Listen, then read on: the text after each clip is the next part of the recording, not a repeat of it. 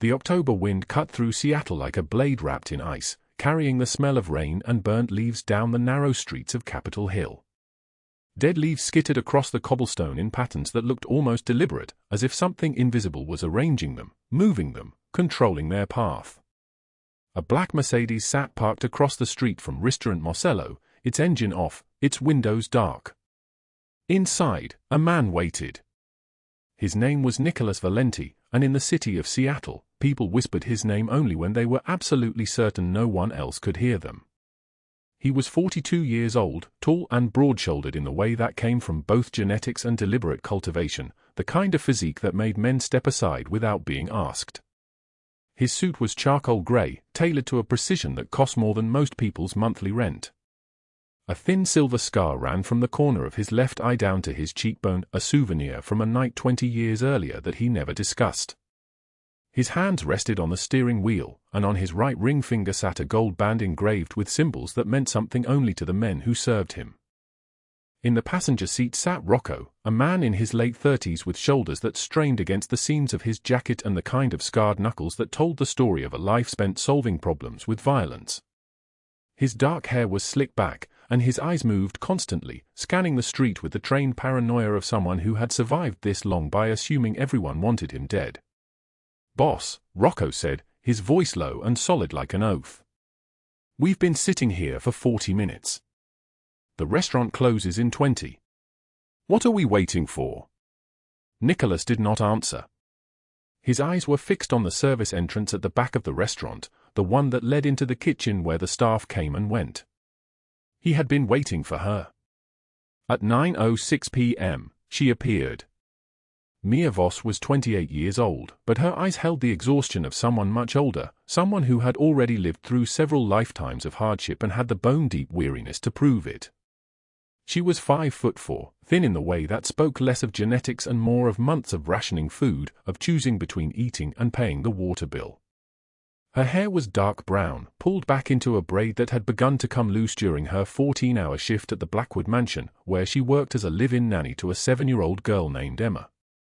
She wore a coat that was at least 2 sizes too large, a thing of charcoal wool that had once belonged to someone else, someone with money, and on her it hung like a flag of surrender. She had worked as a nanny for the Blackwood family for 4 years. For years of rising at 5:56 a.m. and not finishing her duties until 9 p.m.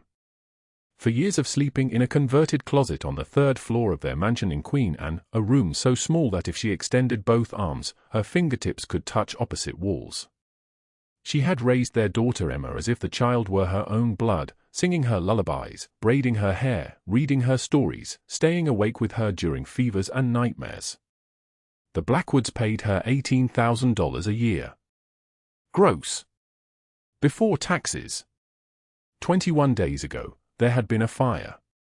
Mia approached the service entrance of Restaurant Marcello and knocked.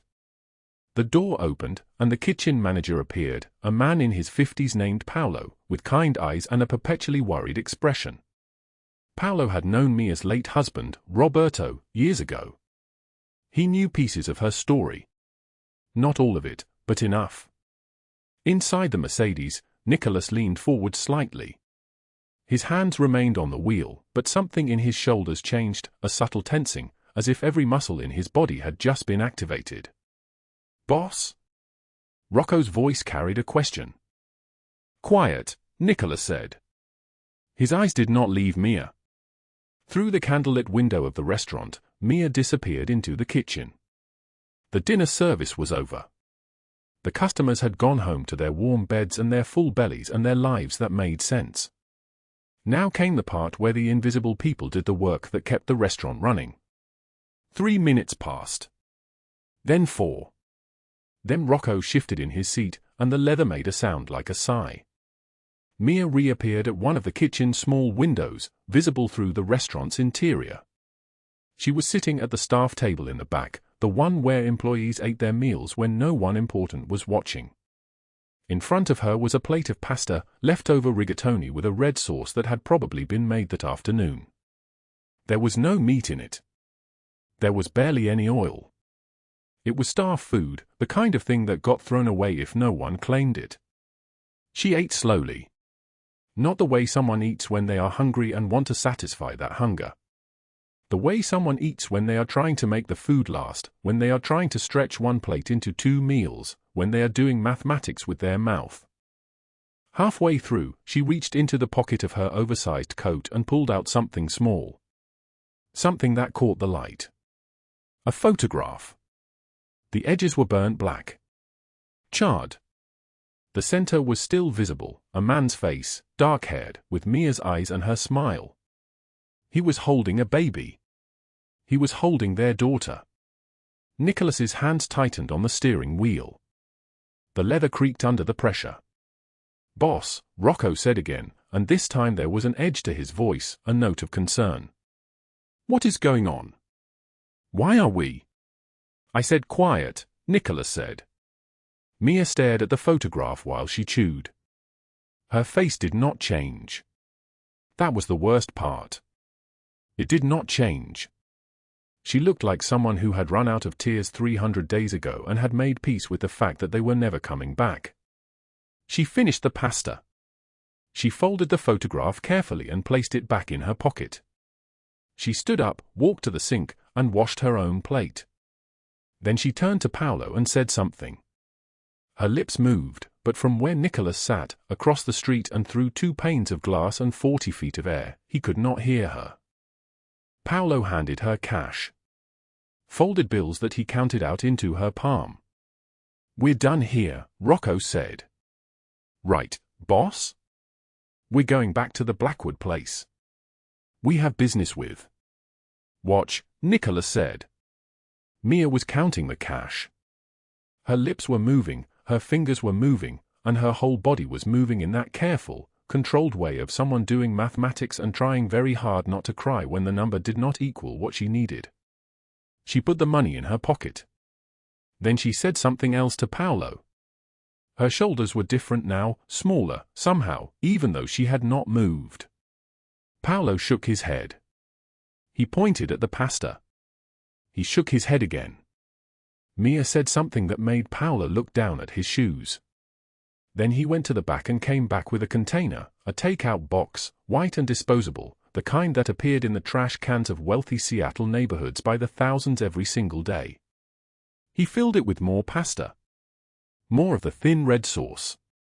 He handed it to her. Mia took it. She thanked him. You could see it on her lips, that word, that gratitude for a meal that cost Paolo nothing and meant everything to Mia. Then she left. She pushed through the service entrance and into the cold October night, pulling her oversized coat tighter around her shoulders. The wind caught her immediately, as if it had been waiting for her specifically, as if the sky itself had decided that tonight was the night to be cruel. She walked toward the bus stop 3 blocks away, her head down, the white container held against her chest like something precious. In the Mercedes, Nicholas watched her go. His eyes followed her until she disappeared around a corner, until she became invisible, until the night swallowed her whole. "We can go now?" Rocco asked. Nicholas did not answer. He was thinking about something, some thread that had caught on something else, something that did not make sense and yet made perfect sense all at once.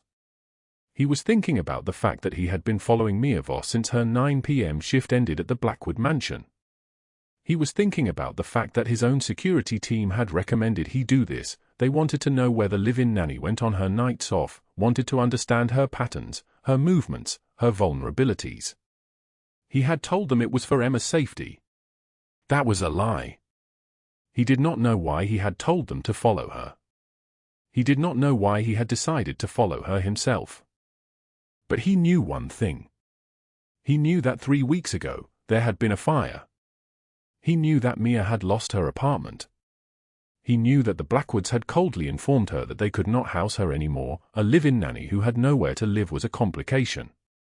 He knew that she had been sleeping in her car for the past 21 days while she worked her 14-hour shifts and came home to a place that was not a home at all.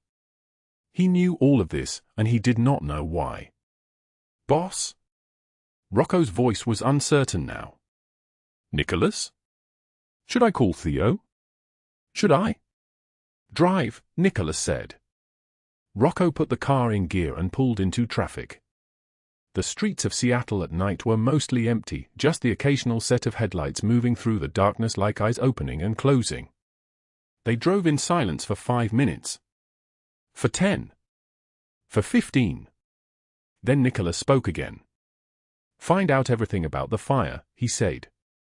His voice was low, so low that Rocco almost could not hear it. How it started. Who reported it? Who investigated? Everything. The fire at her apartment. Rocco asked. The fire that took everything from her, Nicholas said. I want to know who set it. 2 blocks away from the Mercedes, in a Honda Civic that had been parked in a different spot on the same street, another man sat in the darkness. His name was Douglas Hale, and he was 56 years old, with the kind of face that blended into crowds, the kind of face that people forgot 10 seconds after looking at it. He had a folder on his lap, and inside that folder was a photograph of Mia Voss. Her name was written in neat letters beneath the photo. Her age. Her address. Her schedule. A note about her late husband. A note about her financial situation, the specifics of which Douglas had obtained through channels that would have interested the Seattle Police Department very much. There was another note as well. It was written in Douglas's own hand, in careful block letters, marked for acquisition. He had been watching the restaurant Marcello for 3 weeks, ever since he learned that Mia had developed a pattern of trading her labor for food. She was vulnerable. She was isolated. She was desperate. She had a child she loved, Emma Blackwood, age 7, which meant she had leverage points, people she would do anything to protect. Douglas knew all of this. He had known it for a long time. And he had been waiting for exactly the right moment to move. But then something changed. A black Mercedes appeared. A man stepped out, tall, scarred, wearing a coat that cost more than Douglas made in a year. The kind of man that made other men very careful about what they did next. Douglas did not recognize him immediately.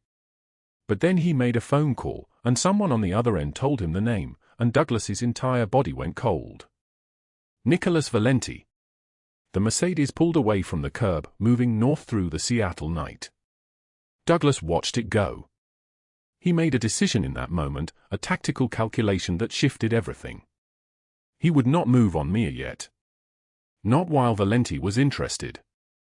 To move against her now would be to move against him, and Douglas Hale had not survived 56 years by making that particular mistake. He would wait. He would watch. He would see what Valenti wanted and why he wanted it. He would wait for his moment. But Mia Voss did not know any of this. She did not know that a man named Nicholas Valenti had spent the last 45 minutes watching her eat cold pasta in a restaurant kitchen. She did not know that he had ordered his men to investigate the fire that had destroyed her home. She did not know that 2 blocks away, a predator sat in a car with her photograph and a plan. All she knew was that she had $34 in her pocket and a container of pasta that would last her 2 days if she was careful. All she knew was that it was October, it was cold, and she had a car parked 3 blocks away where she would spend another night in the front seat, with a blanket pulled over her head and her daughter's name on her lips like a prayer. She did not know that everything was about to change. The October wind cut through Seattle like a blade wrapped in ice, and Mia Voss stood in the blackened skeleton of what used to be her home. Ash covered everything. The walls were charred wood and nothing more. The furniture was gone. The clothes she had folded so carefully in her dresser were now particles floating somewhere in the Seattle sky. Firefighters moved through the wreckage with mechanical precision, rolling up hoses, calling to each other in low voices, stepping over debris that had once been alive. She held a single photograph in her hands. The edges were curled and blackened, but the image survived. Marcus. Her husband, dead for 3 years now, smiled at her from a beach they had visited once before the medical bills started coming. Before the insurance company found a technicality in the policy language. Before everything fell apart. A firefighter approached her, his face streaked with soot. "Electrical fire, 3rd floor," he said. His voice was kind, which somehow made it worse. "Spread fast. You're lucky you weren't home." Lucky. She nodded because speaking would have broken something in her chest that was barely holding together. The fire had consumed everything. Her winter coat, the one that had lasted 5 years. Her shoes. The pillowcase she had embroidered by hand. And the jar, the mason jar hidden under her bed where she had been saving for 2 years, $1 at a time, for a security deposit on a new place. $1,700. Gone. What remained in her pocket was $34.17. She had checked 3 times. The sun was setting. The smoke smelled like plastic and chemicals and the end of everything. Mia turned away from the wreckage and walked toward her car, a 2009 Honda Civic with a check engine light that had been glowing for 6 months. She drove north through the Seattle evening, the city lights beginning to blur into gold and shadow. Her phone buzzed. A text from Cordelia Blackwood. "Where are you? Emma is waiting for her dinner." She was supposed to be at work. She was already late. The Blackwood mansion sat on the edge of Queen Anne, a modern fortress of white stone and floor-to-ceiling windows overlooking the Sound. Mia pulled around to the service entrance, the way she always did, and walked through the kitchen door at 7:53 in the evening. She still smelled like smoke. The borrowed coat she was wearing, from a neighbor she would probably never repay, hung loose on her shoulders. Emma was waiting at the kitchen counter, a 7-year-old girl with dark curls and eyes the exact color of honey. When she saw Mia, she started to run, but Cordelia Blackwood appeared in the doorway first, blocking her path with a single lifted hand. Cordelia was tall and platinum blonde, dressed in a white pantsuit that cost more than Mia had earned in the last 3 months. Her eyes were the color of winter sky. Cold. Measuring. She looked at Mia the way a jeweler examines a stone for flaws. "You look filthy," Cordelia said. Not unkind. Simply a statement of fact. "There was a fire at your residence." "Yes," Mia said. Her voice came out smaller than she intended. "Everything is gone. I was hoping, just for a few nights, until I can find something, I can still work my full hours, I promise. I just need—" "We cannot accommodate personal crises," Cordelia interrupted, her voice smooth like venom. "This is a professional arrangement. You understand. We have responsibilities to Emma, and those responsibilities do not include housing complications from your staff. You will need to make other arrangements." Emma finally broke free and ran toward Mia, wrapping her small arms around Mia's legs. Mia's hand shook as she touched the girl's hair. "But Emma needs," Mia started. "Emma needs consistency and stability. We will be hiring a new nanny who lives in a home of her own. Effective next week." Cordelia turned away, her heels clicking against the marble. "You have 7 days to transition. Finish her dinner, then pack your things." The kitchen was silent except for the sound of the refrigerator humming. Emma looked up at Mia with confusion written across her small face. Mia knelt down so they were at eye level, and she forced her mouth into a smile. "How about some spaghetti tonight, sweetheart?" she said. "Stay," Emma said. Not a question. A command the way only children can make them. "Stay with me." Mia's throat closed. She pulled Emma against her chest and held on while her own body tried not to break. The next 14 hours defined her world. She moved through the Blackwood mansion like a ghost, like a shadow that had learned to cook and clean and smile while dying inside. She made Emma's breakfast, eggs and toast cut into triangles because Emma would only eat triangles. She drove her daughter to Westlake Elementary, watching the girl bounce out of the car with her backpack shaped like a butterfly. She came back to the mansion and began the laundry that never ended, loading the washing machine with clothes that cost more than she made in a week. At 1 o'clock, she drove back to the school and picked Emma up, listening to her talk about a math test and a boy named Marcus who had pushed her on the playground. Mia listened and nodded and made mental notes of everything, the way Emma's voice rose when she was excited, the way she twisted her finger around a strand of hair when she was thinking. She was committing it to memory. She did not know she was committing it to memory. She only knew that something in her chest was breaking, and she was trying to hold the pieces. Dinner was salmon and roasted vegetables. Emma pushed the vegetables around on her plate and watched Mia with questions in her eyes. "Why are you sad?" Children see everything. They say nothing because they have learned that saying something only makes the adults more sad. Bath time was at 7 o'clock. Mia washed Emma's hair with a special shampoo that didn't sting, and she taught her how to hold a washcloth under her chin so the soap wouldn't drip into her eyes. She braided her hair, not tight, never tight. Emma had asked her once why she was so gentle, and Mia had said, "Because you matter so much to me that I cannot risk hurting you, even by accident." Stories came at 8. Mia read 3 books because Emma negotiated for 3 books the way she always did, and Mia never said no. She read about a girl who found a dragon in her garden and made it her friend. She read about a boy who was afraid of the dark until his mother showed him that the stars only came out because the dark made them visible. Emma's eyes got heavy. Her breathing slowed. By the time Mia closed the 3rd book, the girl was already falling asleep, her small hand still wrapped around Mia's pinky finger. Mia did not move for 20 minutes. She sat there while Emma slept, watching the rise and fall of her chest, memorizing the weight of a hand that had never belonged to her but had always loved her like it did.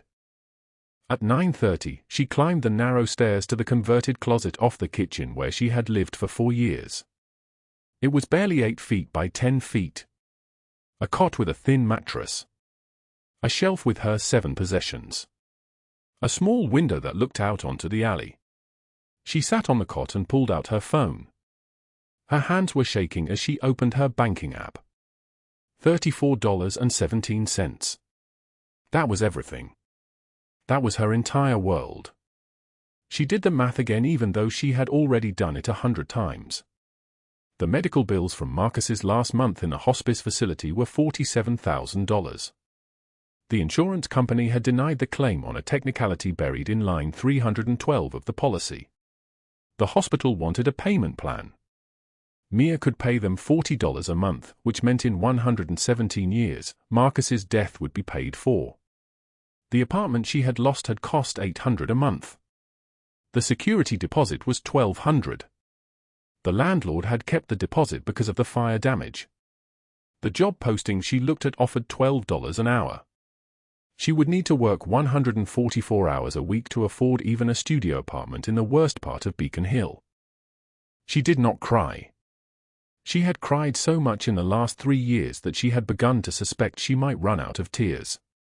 Instead, she held the photograph of Marcus and closed her eyes and tried to remember what it felt like to breathe without pain. Outside, 3 blocks away, in a dark sedan parked on a quiet street, a man sat perfectly still. His name was Douglas Hale, and he was 56 years old with gray at his temples and a small scar on his left hand shaped like a crescent moon. He had been watching the Blackwood mansion for 3 weeks. He had watched Mia arrive by taxi this evening, smelling like smoke and carrying nothing. He had watched her disappear into the kitchen. He had watched the lights in the mansion shift and change. He had a photograph of her on the passenger seat. Her name and her schedule and the address of her car. He had notes about her habits. She always stopped at the same coffee shop at 6:15 in the morning. She always left the mansion through the kitchen door. She had no family in the state. She had no close friends who visited. She was isolated in exactly the way he needed her to be. Douglas had also been waiting for the phone call that came at 8:43 in the evening. The call had confirmed something he already suspected. The photograph of the girl and the woman had gotten the attention of someone he needed to be very careful about. He did not move in the darkness. He simply sat and waited and watched, because waiting was something he had learned to do very well. The afternoon cold cut through Seattle like a blade, breath visible in sharp white puffs as Mia Voss walked down Pike Place Market with Emma's small hand wrapped in hers. The child chattered about her day, something about painting and snack time, but Mia's mind was elsewhere, counting the days. 14 days until her 2 weeks at the Blackwood mansion ended. 14 days to find $125,000 or watch everything dissolve again. She had $34 in her pocket. $34 and a photograph of Marcus, the only things that still felt real. Emma skipped ahead as they approached the crosswalk near the market. The October sun hung low and pale above the buildings. Mia reached out automatically, catching the child's coat before she stepped into the street. But Emma had already let go, momentum carrying her forward. The delivery truck came without warning, a roar of engine and horn, the driver's eyes on his phone. Mia did not think. She lunged forward, grabbed Emma by the shoulders, and pulled backward with everything she had. Both of them fell hard onto the concrete. The truck screamed past, so close the wind of it knocked the air from Mia's lungs. Time stopped. Then Emma was crying, and Mia was holding her tight against her chest, whispering, "You are okay, sweetheart. You are okay." Across the street, Nicholas Valenti had frozen mid-step. He stood 6'2" tall, built like someone who had spent his life knowing how to move, how to survive. His tailored suit cost more than Mia's monthly rent. But at that moment, as he watched a woman throw herself in front of a truck for a child not her own, something in his chest seized tight. He was 7 years old again, watching his father's fists come down, knowing no one was coming to save him. Rocco touched his arm. "Boss?" Nicholas crossed the street in long strides, his men falling back. He crouched beside Mia and Emma. His voice came low and controlled, like thunder held in check. "Is she hurt?" Mia looked up and saw him for the first time. Dark eyes. Expensive suit. The kind of presence that made the air around him feel heavy. She shook her head. "She is fine. Just scared." Nicholas looked at Emma, then at Mia. He saw the exhaustion carved into her face, the borrowed coat, the cracked phone screen. He saw someone holding on by threads. Something shifted in him that he could not name. He stood, reached into his jacket, and handed her a business card. The paper was thick, expensive.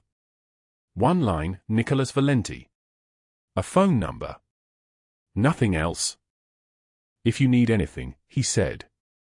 He walked away before she could answer. Rocco kept pace, confused. "You gave her your personal line?" Nicholas did not respond. That night, lying in his penthouse office 30 stories above the city, he could not stop thinking about the way she had moved, not hesitating, not calculating, just throwing herself forward. Complete devotion to a child who was not hers. He had spent 15 years building an empire precisely because no one had protected him. And then a woman with $34 to her name had shown him what protection looked like. "Find out who the nanny is," he told Rocco at dawn. By Saturday afternoon, Nicholas had the file. Mia Voss. 29 years old. Widowed 2 years. Lost everything in a fire 3 weeks ago. Sleeps in a converted closet at the Blackwood mansion. Works 14-hour days for a wage that barely covered food. No family in the state. No close friends. No one who would notice if she disappeared. The realization came to him like a blade through his heart. She was alone in exactly the way dangerous men exploited. He made a decision. Sunday at 1 in the afternoon, Mia walked into Restaurant Marcello, Nicholas's restaurant in Pioneer Square. The space was candlelit even in daylight, exposed brick walls glowing like honey, a single private booth waiting in the back corner. She wore her only clean dress, nervous, her hands folded tight. Rocco and Theo stood near the entrance, arms crossed, watching. Nicholas stood when she arrived. "Thank you for coming." "I almost did not," Mia said, sitting carefully. "I do not understand what this is." "You saved a child without thinking," he said. "I wanted to meet someone who does that." A waiter brought food without either of them ordering. Fresh bread. Olive oil. Pasta carbonara that smelled like forgiveness. Tiramisu already waiting. Mia stared. Nicholas gestured. "Please. Eat." She took a bite and closed her eyes. She had not had a real meal in days. Her shoulders curved forward like she was protecting the plate, protecting this moment. "Tell me about yourself," Nicholas said. The words came slowly at first, then faster. "Marcus." The drunk driver. The insurance company and their technicalities and their cold letters. The fire. Standing in the ashes with nothing but a photograph and $34 in her pocket. She did not cry. Her voice was steady, but her hands shook as she held her fork.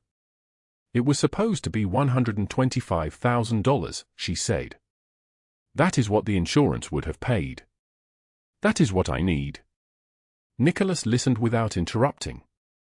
Rocco and Theo exchanged glances across the dining room. In 15 years, they had never seen him like this, leaning forward, focused entirely on someone else's pain. Why would you help me? Mia asked. I am nobody. Nicholas's eyes met hers. You are not nobody. You are someone who threw herself in front of a truck for a child who is not yours. You chose another person's life over your own safety. That is not nobody. She looked down. I do not need charity. It is not charity, he said. It is investment. I have a proposition for you. I need someone I can trust around my business. Someone who understands what loyalty means. You would work for me. Doing what? She asked, her voice barely a whisper. Taking care of things that matter, he said. He did not tell her yet that he was thinking of Emma, of protection, of building something that would last. That same evening, in a hotel bar 4 blocks away, Cordelia Blackwood met with a man named Douglas Hale.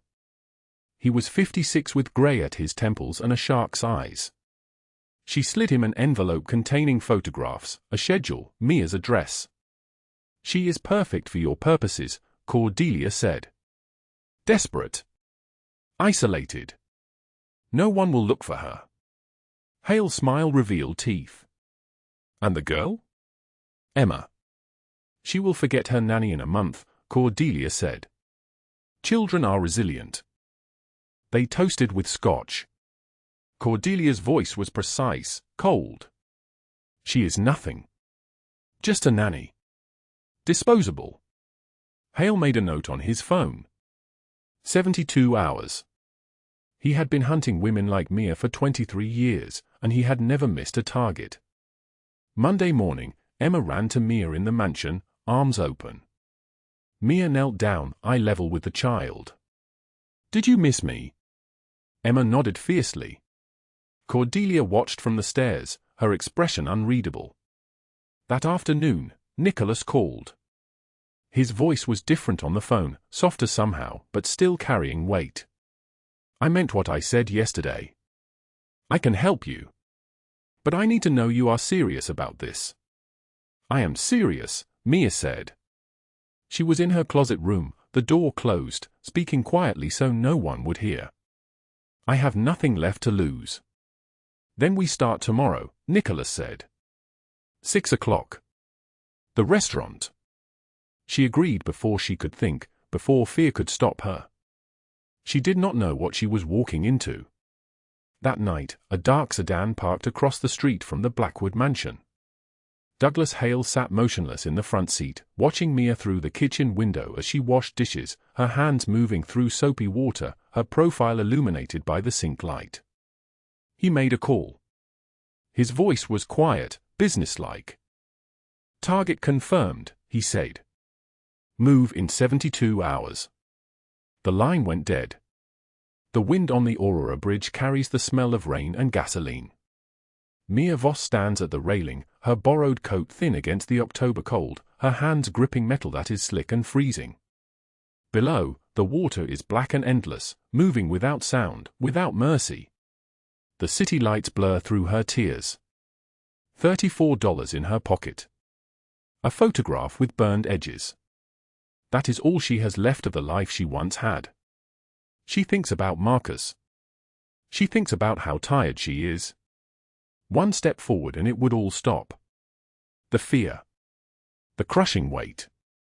The knowledge that the woman she worked for, the woman she cared for Emma for, sold her to a monster for money. She closes her eyes. A car door opens behind her. Footsteps, measured and deliberate, crossing the wet pavement. She does not turn around. She knows who it is. Nicholas Valenti walks to the railing and stands beside her. He does not touch her. He simply stands there, his expensive coat worth more than a year of her old salary, his presence like a shield against the darkness. "Mia," he says. His voice is deep and solid like an oath. "Do not." She does not respond. The wind tears through the space between them. "I know what it feels like to have nothing," Nicholas says. "I know what it feels like to want the pain to stop. I lost someone once. I stood in a room for 8 hours and I could not feel my legs. I could not feel anything at all." Mia's shoulders shake. She is crying without making any sound. "But you are not nothing," he continues. His eyes are fixed on the water. "And you are not alone anymore." "I am so tired," Mia whispers. "I know," Nicholas says. "Let me carry some of it." She finally looks at him. His face is carved from shadow and determination. He reaches out slowly, giving her time to pull away. She does not pull away. He wraps his hand around her wrist, gentle, and she steps back from the railing. Her knees buckle. He catches her and holds her as if she might shatter. Wednesday night. Nicholas sits in the back of a black Mercedes, parked in a building overlooking the city. Rocco stands beside him, reading a file. Theo is on the phone, getting final confirmations. "Hale's security is loose," Rocco says. He thinks he is protected. He thinks no one would be stupid enough to move on him. "He does not know who he took from," Nicholas replies. Theo ends his call. 12 men are ready. Full tactical. "We move in 60 minutes. Nicholas nods. His jaw tightens. In 15 years, Rocco and Theo have seen him angry. They have seen him ruthless. But they have never seen him like this. This is not business. This is something older and deeper. This is a man correcting the universe. Cordelia gets the FBI simultaneously, Nicholas says. Anonymous tip. Evidence delivered. Make it airtight. Already arranged, Rocco confirms. Midnight arrives like a blade wrapped in ice. 12 men in black move through the parking garage beneath Hale's building in Sodo. They move like ghosts, like they are not even breathing. Rocco uses a keycard cloner on the electronic lock. The garage door opens silently. They take the elevator to the 15th floor. No alarms. No resistance.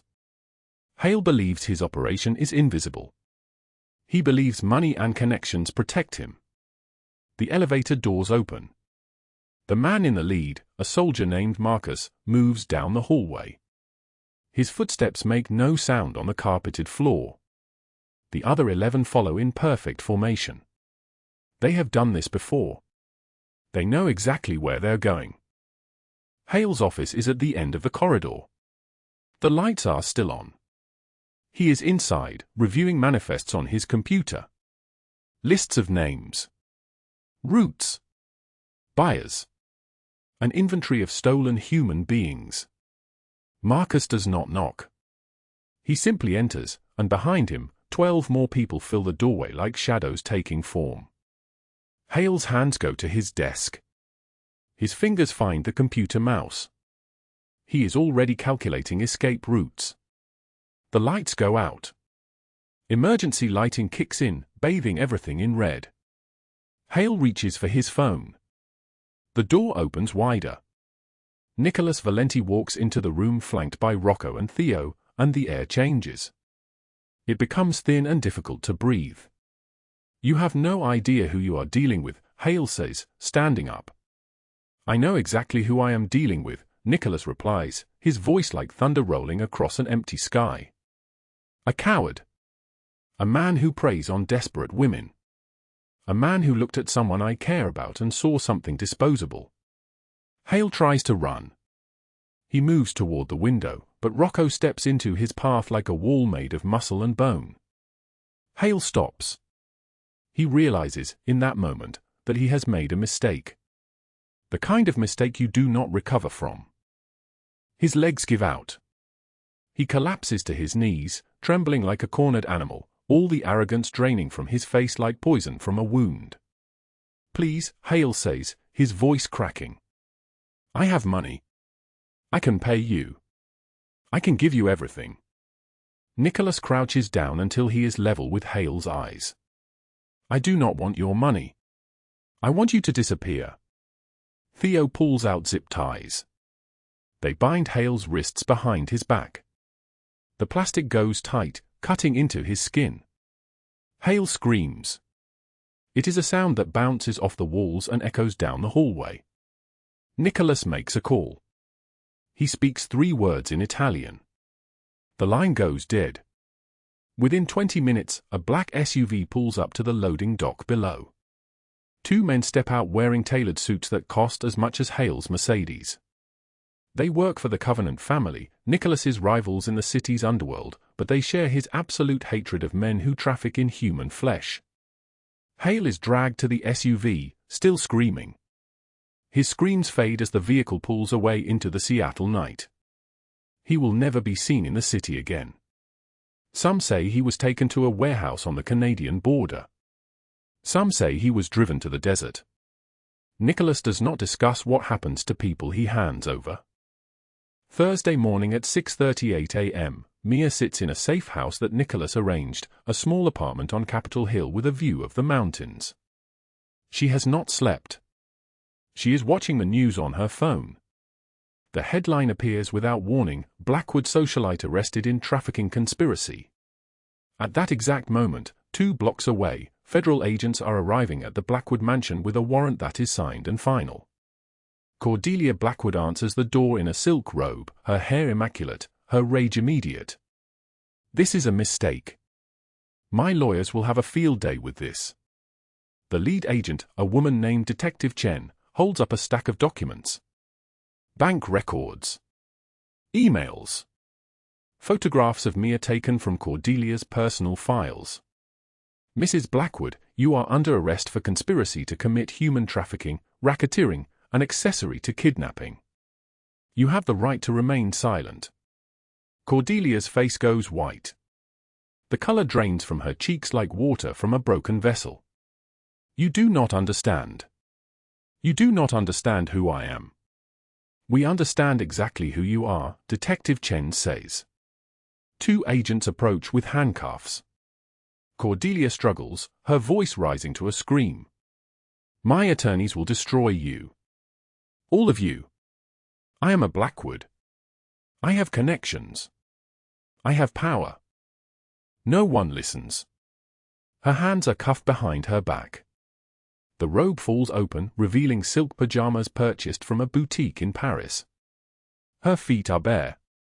She is led down the marble staircase of the mansion she has controlled for 23 years. Emma watches from the top of the stairs, her small hands gripping the railing. She is wearing her school uniform. She does not cry. She simply watches her mother disappear. Cordelia's screams echo through the hallway even after she is gone. "This is not over. I will get out of this. I have lawyers on retainer. I have judges in my pocket." The agents place her in the back of a black SUV. The doors close. The vehicle drives away. By noon, the news has spread through Seattle's social circles like a virus. Cordelia Blackwood, respected philanthropist and wife of a deceased tech executive, had been running a trafficking ring for 7 years. The financial records showed payments totaling $125,000 over the past 2 years alone.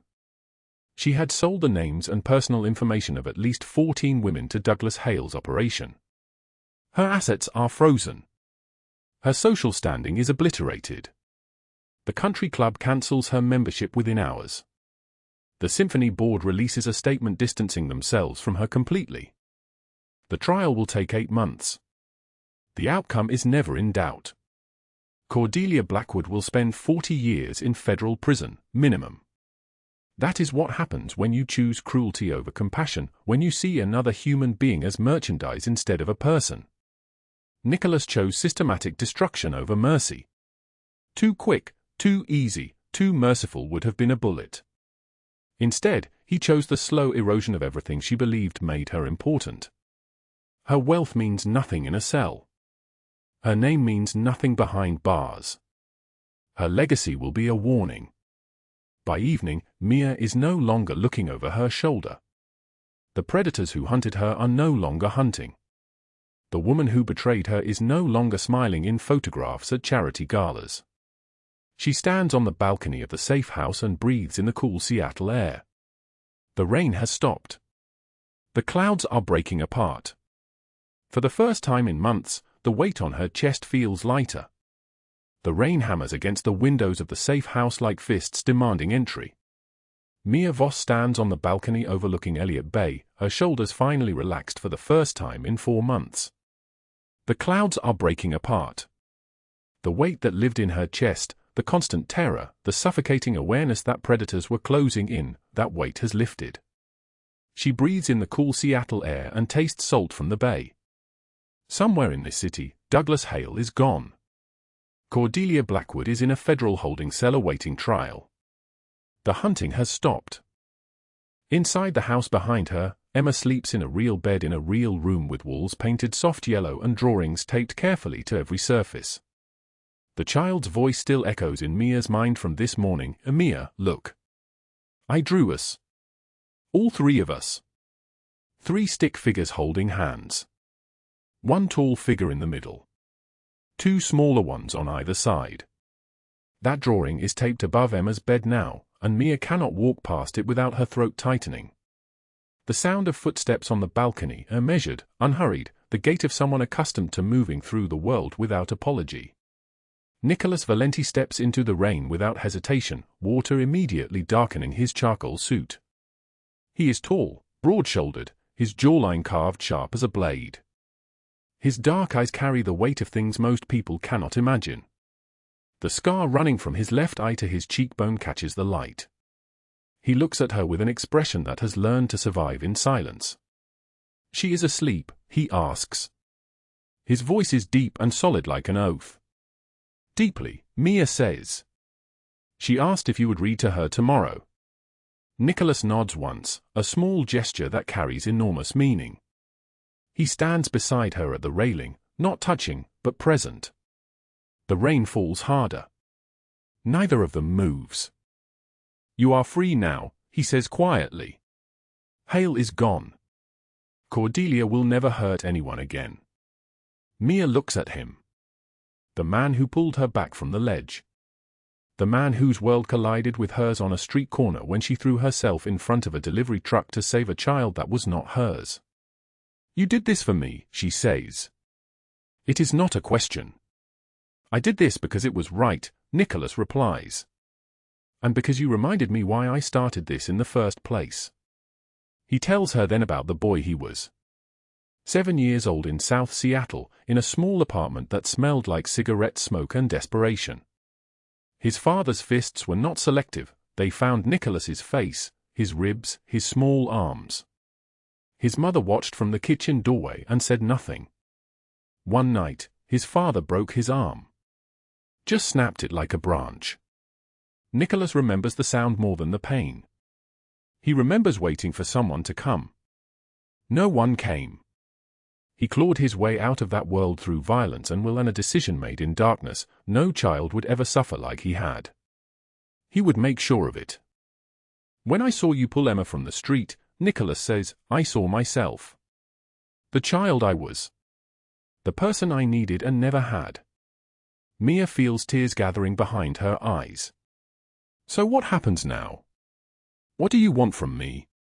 Nicholas turns to face her fully. Now you choose. You can walk away. I will give you the $125,000. I will set you up somewhere safe, somewhere far from this city and everything it represents. You will be secure. You will be free. He pauses. Or you stay. You help me build something different.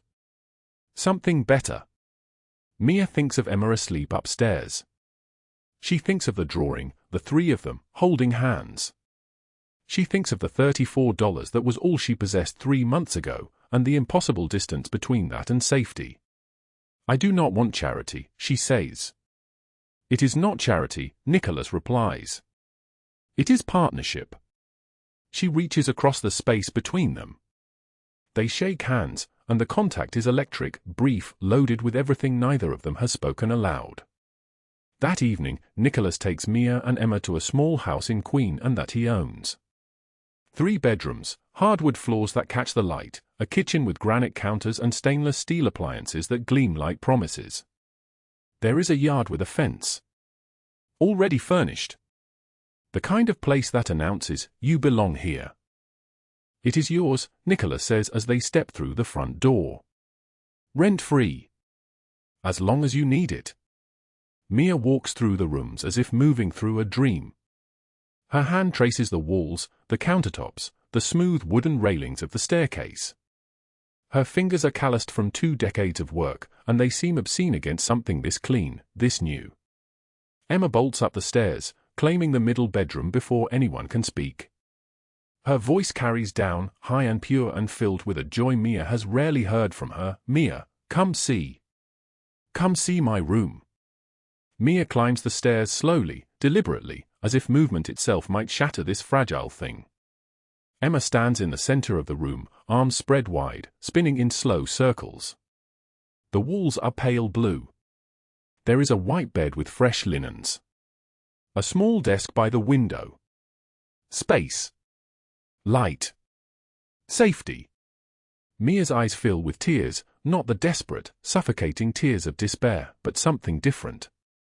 Something that tastes like relief. Nicholas appears in the doorway behind her. He does not enter the room. He simply stands there, witness to this moment. You are not alone anymore, he says quietly. Mia turns to face him. Neither are you. The recognition between them settles into the space like truth finally arriving home.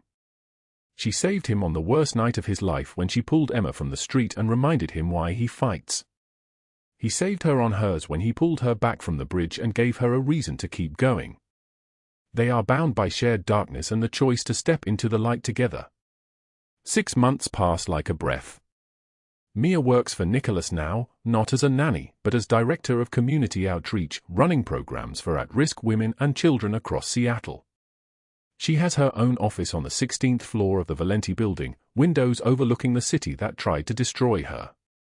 Her team is small but fierce, 3 case managers, 1 financial advisor, 1 counselor who specializes in trauma.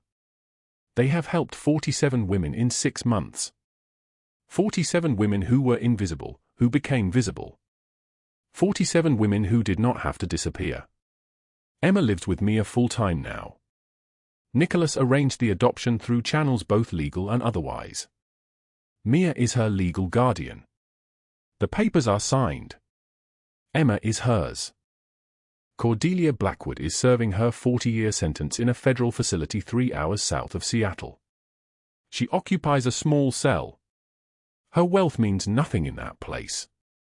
Her name means nothing behind bars. Her legacy is a warning. Douglas Hale was never found. The underworld whispers about a man who screamed in a basement for 3 days before silence. No one asks questions. Some deaths serve purposes larger than justice. Sunday dinner at Restaurant Marcello, the private booth in the back corner, where the leather seats are worn and the lighting is low and the world beyond the glass does not intrude. Mia sits across from Nicholas. Emma sits between Rocco and Theo, who treat her like a princess and slip her extra breadsticks when they think no one is watching. Rocco's laugh is deep and genuine. Theo pours wine with careful attention to the pour.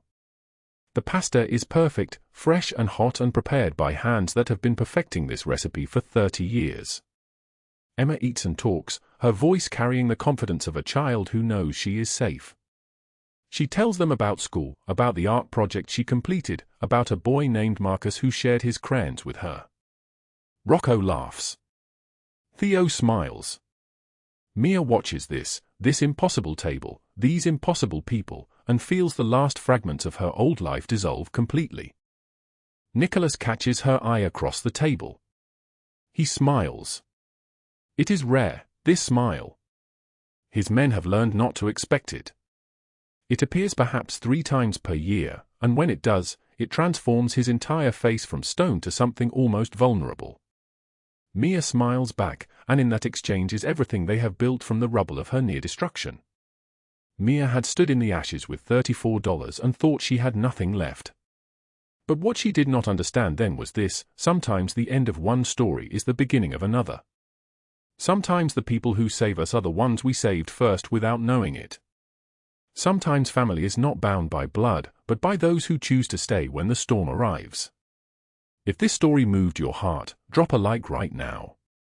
Share it with someone who needs to remember that even in the darkest nights, there are people who will fight for you. Subscribe, because tomorrow we bring you another story of love, danger, and the choices that define us. Drop a comment below. What would you have done in Mia's position? Have you ever known someone who needed saving? Every comment you leave is precious fuel that keeps us creating stories like this one. We wish all of you watching this video good health, a joyful life, and days filled with peace and happiness. Thank you for staying with us until the very end. We will see you again in the next video. Goodbye, and remember, family is not always bound by blood but by those who choose to stay when the storm arrives.